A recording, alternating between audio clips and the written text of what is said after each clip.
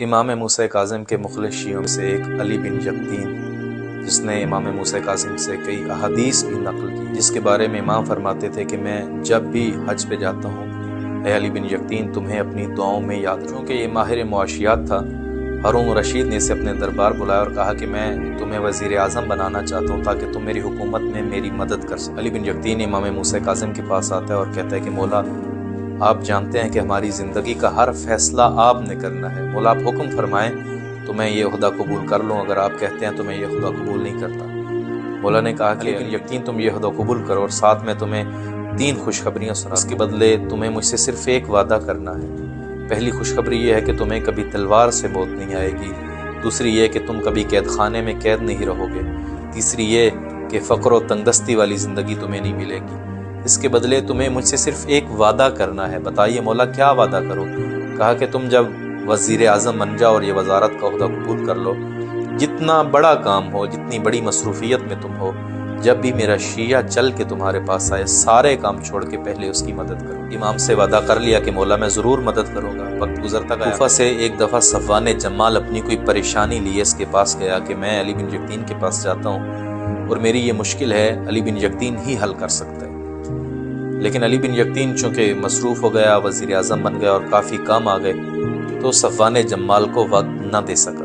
صفوان جمال مایوسی کی حالت میں کوفہ واپس پلٹتا ہے اور دل میں سوچتا ہے کہ مولا نے اس سے وعدہ لیا تھا تب میں اس کی طرف گیا ہوں، لیکن اب چونکہ بڑا آدمی ہو گیا ہے، کہاں شیعوں کی بات۔ چند دنوں بعد جب علی بن یقطین مدینہ امام موسیٰ کاظم کی زیارت کو آتا ہے، بیت الشرف تشریف لاتا ہے، دروازے پہ دستک دیتا ہے، اندر سے غلام آتا ہے اور کہتا ہے علی بن یقطین مولا کہتے ہیں میں تم سے ملنا نہیں چاہتا۔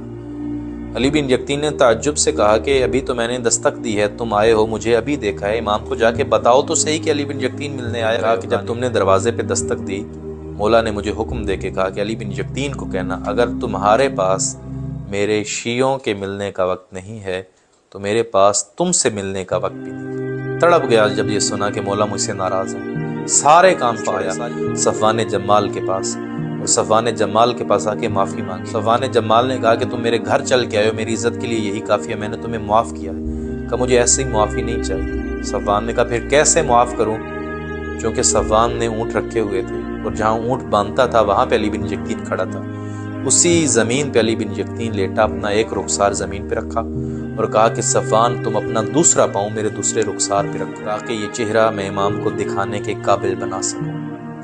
صفوان نے کہا یہ کام میرے لیے مشکل ہے، کہا تمہیں امام موسیٰ کاظم کی محبت کا واسطہ۔ صفوان نے اپنا پاؤں اس کے چہرے پہ رکھا، یہ کوفہ سے پھر مدینہ آیا، اب دروازے پہ دستک دی، پہلے غلام نے دروازہ کھولا تھا، اب خود امام نے دروازہ کھولا۔ علی بن یقطین کو امام کاظم نے گلے لگا، نے کہا تم نے میرے شیعہ کی اتنی مدد کی ہے، میں امام وقت تمہیں ایک اور خوشخبری سناتا ہوں، تمہاری جنت کا ضامن میں خود امام موسیٰ کاظم۔